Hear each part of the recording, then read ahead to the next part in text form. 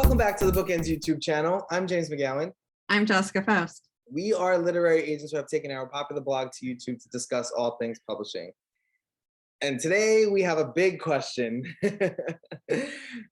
Right before we hit record, we said this is a big question. Big question, but I'm excited about it. Well, because it's something that's we've never discussed and most people don't discuss. It's an awkward one. So we got a reader question on the blog that said, what do you do when you want to switch your agent, but you don't want to switch your agency? Yeah, my immediately thought was, which of my clients is this from? Well, I could understand just pure panic at this thought, right? It's tricky, and I don't think it's something, it's definitely not something that's sort of common practice or even thought of. So there's a lot here. Well, I guess the first place to start is it ever actually done, right? Like, is it something that can be done? Has it been done? Like you said, it's not common, but I do think it has been done. Yeah, and I'm thinking of this in terms of you are currently represented by Jessica, and you would rather be represented by James. You want to stay at BookEnds, just not with Jessica. So that's the way I'm approaching this. Is this ever done? Well, never say never, right? I mean, it's not common practice. I would assume there are agencies who would say absolutely not, ever. But as you know, James, I don't make the rules of we don't do that because it's never been done. That's not the way I operate. I just find it funny because we're moving slower while we're talking through this video. There's so much to think about this, and I'm trying to sort of keep it into a conversation instead of just being all over the place, because the truth is this is a very political question. You are going from being a client to diving into the politics of an agency. Publishing is a relationship-based industry, and having a relationship with one agent, which you do when you sign an agent, you start a relationship, and now wanting to effectively break that off and go to another agent at their agency, it's a big question. And we have here, and I think the most pragmatic way to start it, like, is knowing why. Why do you want to do that? What precisely is it that other agent would offer you that this one doesn't, that you would need to laterally move? And I think what's really interesting about this is in another video, we discussed the grass is always greener idea. Have real concrete evidence. Don't make the decision that you want to do this and have this conversation because the other agent seems more successful or is doing these things for their clients, and assume that your agent isn't or doesn't. Don't assume just from social media or whatever that you know exactly who these agents are and what's happening and what one can do for you that your current agent is not doing. Just like when you break off any agent relationship to go with another agent, you really want to understand what's working and what's not working. Like, right. There is something that is bringing you to this point, and I feel like you would owe the agent, especially in this position, you would owe the agent an explanation of what is not working in this particular partnership. But also, as the head of an agency, ultimately, this is probably in a big way going to come down to me, potentially. And I'm going to want to know that. I'm not going to potentially upset the dynamics within my agency without having a really clear vision of why we're doing this. Well, like you said, everybody thinks the grass is greener on the other side, right? But if there is no why, like a really concrete why that is then actionable, it makes no sense to do it, right? Because what if your reason is, and I know we'll sort of unpack this a little later on, but what if your reason is, well, Jessica doesn't do picture books, and now I want to write picture books, so I'm going to go to James. So, when you give that reason, like you said, it's probably going to come up to an agency head and really the discussion in-house. So the reasoning has to make sense for that other agent, right? So I want this agent because I want this, but can that other agent actually provide you with that? And is that something that your current agent can? Yeah, I need the facts. Yeah. And where I think if you have a really solid why and you really believe it's right, then I think the first step is you can't assume. You can't assume that you know that I don't represent picture books. So here's one thing that I've really noticed over my years, which is actually one of my favorite silly, wacky things about publishing, is how often a client has said to me, well, I want to do this, but I know you don't represent that. When in fact, half my list will be that. Can I share my favorite one ever? Yeah, please do. Once had a client say, what is BookEnds going to do? You remember this one? What is BookEnds going to do? Cozy Mysteries have a smaller, like who was publishing cozies has slimmed down recently. Like there are less publishers publishing cozies. That's all BookEnds does. What are you going to do? And I'm like, I recognize that that's your bubble, but actually BookEnds is doing almost every genre and age group and format. So really, I mean, we'll be okay, but also like, this is why that's not true in general. Like we're still selling cozies. Like authors do have a limited perspective of not only the industry, but the agency when they're not really focusing on the full agency. You are in your bubble. You write YA. The people you tend to associate with are also YA writers. So what you will see on your feeds and in the world and what you will hear about is what and how BookEnds does YA.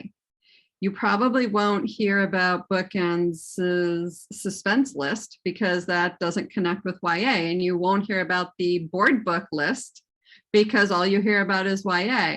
So before you assume that your agent doesn't do anything, you have to do, which is really the next step, you have to have a conversation with your current agent. You cannot do any of this without having a very real, potentially difficult conversation with your agent about your career goals and your career path and whether the two of you can still work together. And can I say, this is going to be a difficult conversation. The only thing that'll make it slightly easier is having all of these facts and plans thought out. Because if you come into a conversation like that and you just randomly tell Jessica you don't want her to be your agent, but you want me to, she's going to be confused as all hell. Like, so confused. You have to come into that conversation willing to have, like, advocate for yourself, but willing to back up why, and Yeah, and if you're coming to me and saying, well, I want to do this because you don't rep YA, and my response is, well, the last 3 projects I sold were YA. I actually have a really big growing YA list, and all 3 of those were sold at auction. That's going to be embarrassing. But also, you are immediately, you're gonna have to rebuild. If you decide you want to stay with your agent, you have to rebuild instead of approaching it as, I want to really make a shift. Here's the direction I'm thinking. I'm curious about your experience in this genre or this age group or this thing, and whether this is something you feel and then I feel we can continue on together. Yeah, and can I say, I think that we are like respecting the question asker's wishes, but I do want to say, I think this is a last stop, right?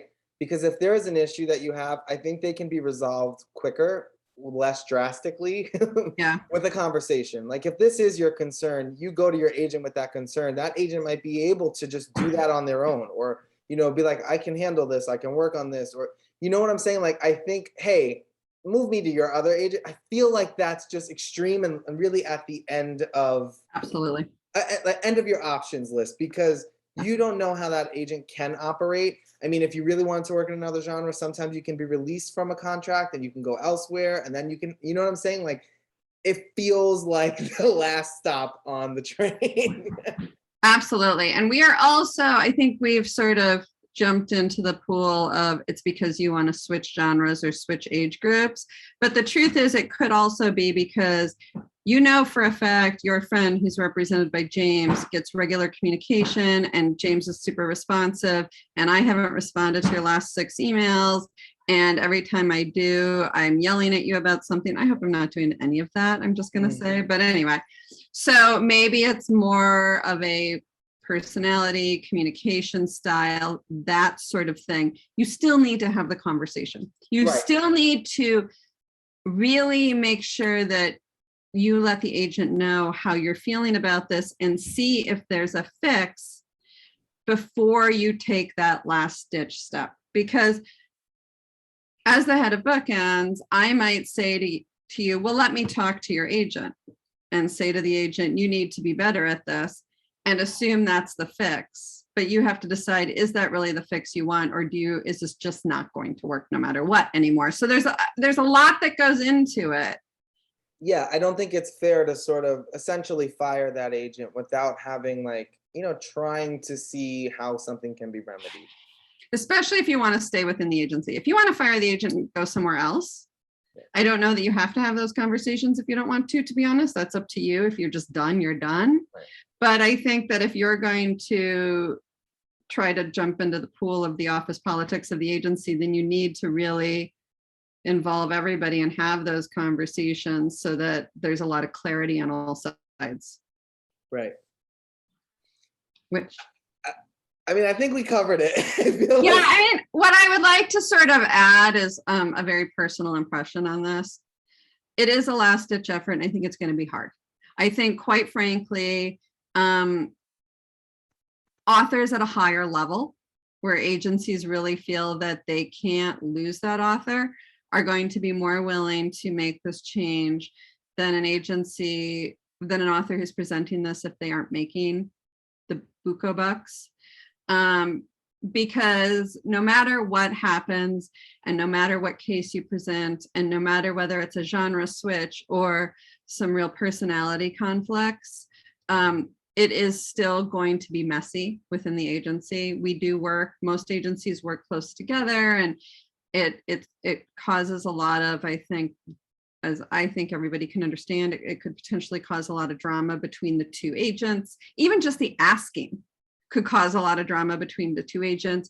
It may put the head of the agency in an uncomfortable position that, frankly, they just don't want to deal with. And I think in a lot of cases, I think there are a lot of people who don't want to deal with the conflict and would just rather say, no. I'm not gonna lie to you. In a situation like this, I'd be like, I don't know. This is not really worth it to me. It is a weird situation you're putting everyone into. It is. And I think that you need to be able to see both sides before sort of asking these big questions. But also, at the end of the day, I also never think it hurts to ask the questions if it's something you feel super strongly about and are prepared for. Yes. So, we hope this was helpful, and it gives, it's a very real response to a difficult question. So we hope you consider it all, and that this helps that asker. And yeah, we'll look forward to seeing you back here next time. Don't forget to like and subscribe. Yeah, and thanks for a really super challenging and fun question. Yeah, let's not make a habit out of it. Bye. Thank you for watching this video. If you enjoyed it, we offer a number of great workshops through Speakeasy and other platforms.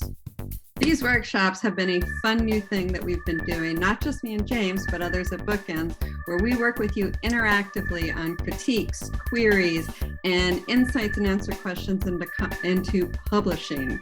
So you can find out more information on our website or through speakeasy.com, and we hope you'll sign up. Bye.